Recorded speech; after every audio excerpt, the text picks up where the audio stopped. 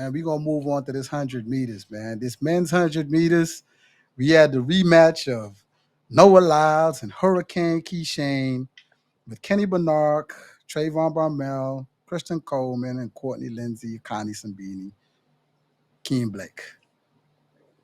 I like this RSG race. Kishane, you up, baby? Yeah, RSG Kishane.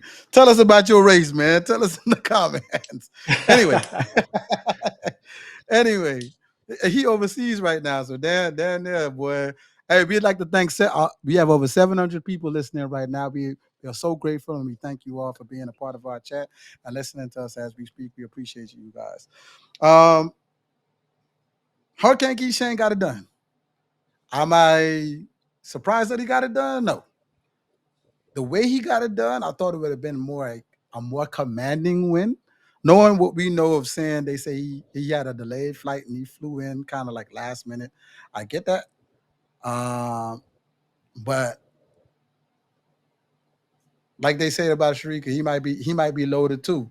But the way Noah closed, listen to me. I don't think people understand what was happening for Noah. Noah does not care about losing these one-offs.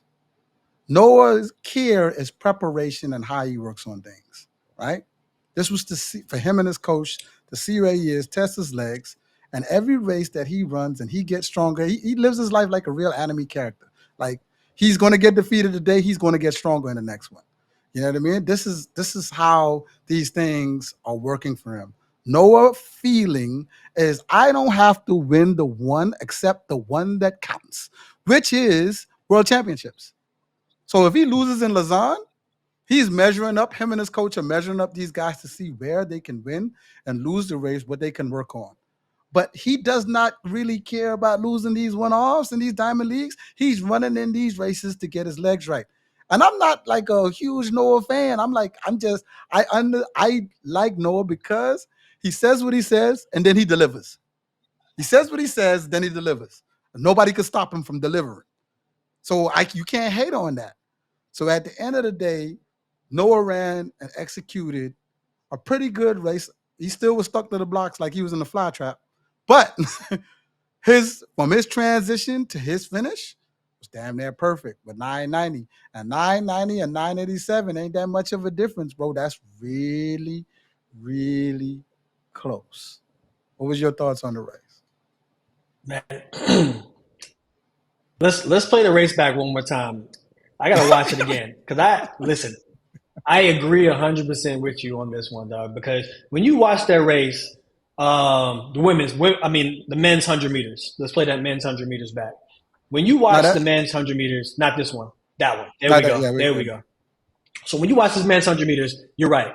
Kishane looks great. Kishane's turnover is amazing. He gets off the blocks really well. Kishane does a great job of the middle part of his 100 meters. His drive phase, his exit from the blocks are great. He's strong. He has a great transition. Once he gets into that top end speed, he holds the top end speed. Now that's a gift and a curse because now you're holding that speed guys who are progressively getting faster, like a Noah Lyles. And you see how Noah closes very fast in that last couple of meters of that 100 meters. It's going to be, I think that's something that Kishane and his camp they need to make sure that they work on in the next couple of months is generating more separation from the transition into top end speed. Because if Noah's close, it's going to be deja vu. I'm gonna repeat it again. If Noah's close, it's going to be deja vu. And if the guy in this race who has made the most transformational changes is Noah Lyles, from body to race strategy, he has made the most changes. He's went from a scrawny 200-meter runner to a more bulkier, transitional power sprinter who has top end speed.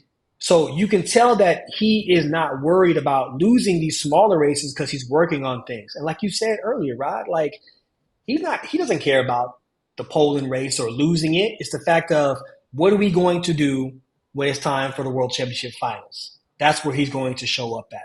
And that shows me right here that with minimal races, he's able to still get the job done and beat guys who've been running all season, right?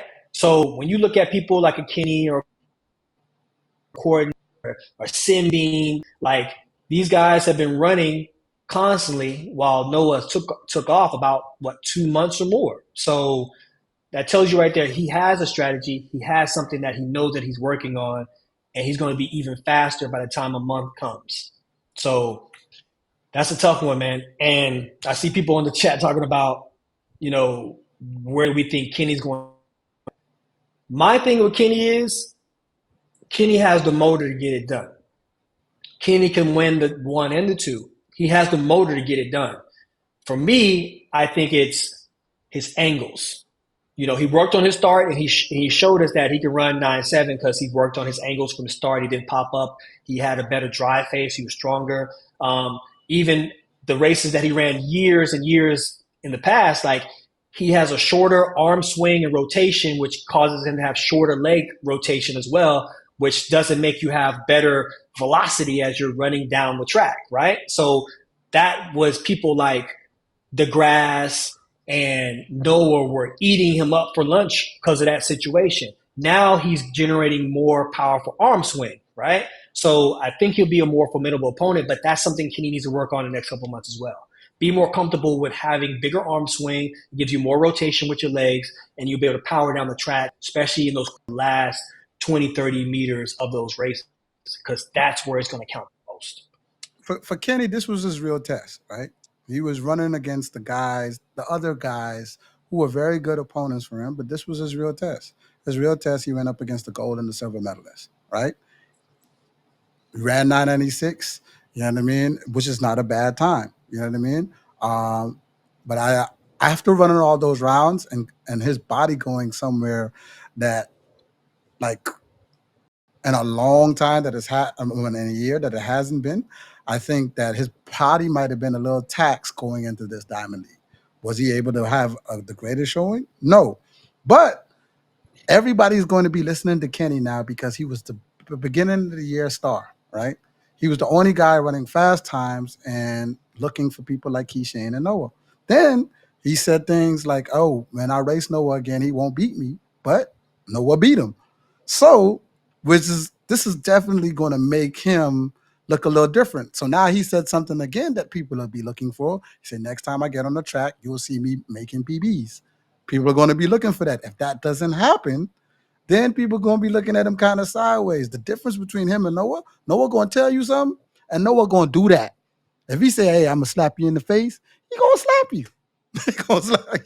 And then watch you look at him like this. Like, I mean, so that's the difference between those two gentlemen. You know what I mean? It's just we're watching one compete, trying to beat the other one, and the other one who knows he can beat that one. Like in his head, he's Noah's not competing. He's like, I know I can beat him. It's like it ain't like a question. And that's the difference between them two. But that's because Noah's so confident, because as much trash Noah talks and how cocky and arrogant people feel that Noah's that guy who is sitting at home and watching races over and over again.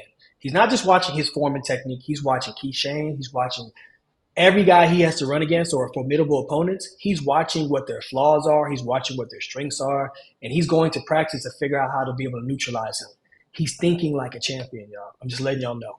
He's thinking like a champion. So when y'all see him do these magazine covers and everything, don't get twisted thinking like this is what he's doing all day and he's just so in his own head and feeling his own self. Noah takes this really, really seriously, dog. And it's going to be hard beating somebody like that because they're always going to figure out how to have a way to beat you or know what your weaknesses are so they can beat you. So it's going to take somebody to elevate their IQ to a level to say, okay, Noah, this is what you're doing. This is what I have to do to beat you and neutralize you. Listen, I've heard Aaron Brown say something the other day, right? A spider or whatever they call him. He is like, the finishers usually win the gold. He's like, dudes who have a 200-meter base usually win the gold. And he did his research and he went all the way back. He was like, rarely do you have dudes who are solely focused on the 100 go ahead and get that 100-meter goal. And I think he said the last one was 2003 in Kim Collins. And the one before that was 1996, what, Donovan Bailey. You know what I mean? People can say Maurice Green, but Maurice Green could run 19 seconds in the 200. People can say Christian Coleman, but Christian Coleman could run 19 seconds in the 200. So they don't count. People who have that type of strength is going to be great finishers in that 200. And that's the only thing we haven't seen. And I think that's one of the reasons why Kishane could get pulled back by somebody who has that type of strength. That's what makes Sharika so strong, because she has the 400-meter base. Yeah, What's your thought? I agree with you. But what's your thoughts on that? Oh, go ahead. I think the confidence of Kishane tells me that whatever he's running at practice isn't what we've seen in competition yet. Now, Oh, when you eliminate Lamont Jacobs, yeah, 2021. So he was the last one. That's right. Lamont Jacobs, Marcel. Yeah. Yeah, which COVID is an anomaly for a lot of people. You know what I'm saying? So listen, he's an Olympic champion. I'm not discounting him as an Olympic champion. But what I'm saying, it's an anomaly within the facts that you're giving, right? So usually you're seeing people who are going out there who have a great 200-meter base, who can run a very good 200, who can also drop down to the 100, and they use that speed endurance to go out there and win and dominate in 100 meters, right? That's what you're saying. Also, right. Same thing with Christian Coleman. Christian Coleman is known to be a 100-meter runner, but when he won the World Championships in 2019, he also had a very big base in 200 as well. He didn't run as many 200s, but he also ran very good 200s during that time period. But what I want to say is that Kishane, listening to Kishane, he has spoke on the fact of he has ran really probably faster times that we've seen him run in competition. But those times at practice are in very controlled environments. You're at home, you're eating the same thing you normally would eat, you get up the same time you normally would get up, you have opportunity to be able to have multiple attempts to run a certain time at practice. Now it's all about translating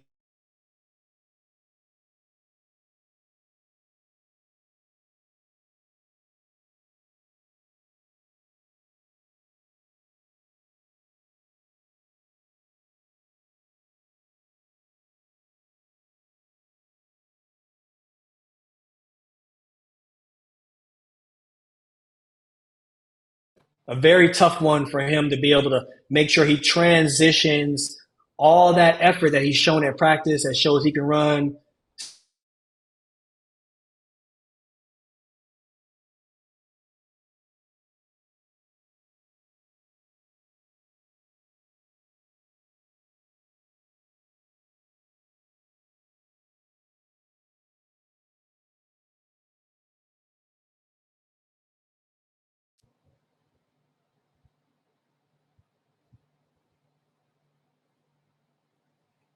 We good? You can see me? You hear me?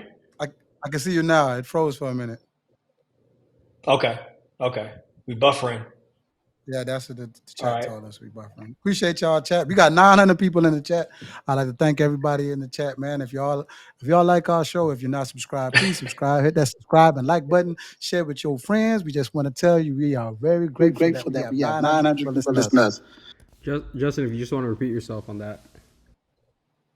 Okay, I will. Okay.